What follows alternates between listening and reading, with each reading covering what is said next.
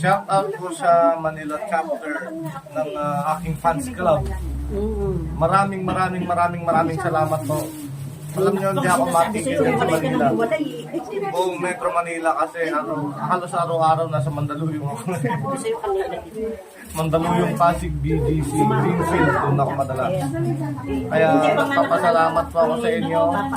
At gusto ko lang din pong magsabing mahal na mahal ko si Isko Moreno. Mahal na mahal ko si Isko Moreno. Shout out rin po kay Tita Luisa. At saka happy birthday po kay Tita Rochelle. Ako yun. Happy birthday!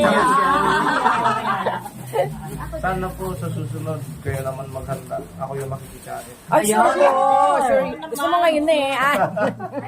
Invited ka. Thank you po. Thank you. Invite kita sa bahay namin. Ikaw special guest ko. Taga saan nga po ba kayo? Taga Sampaloc, Manila.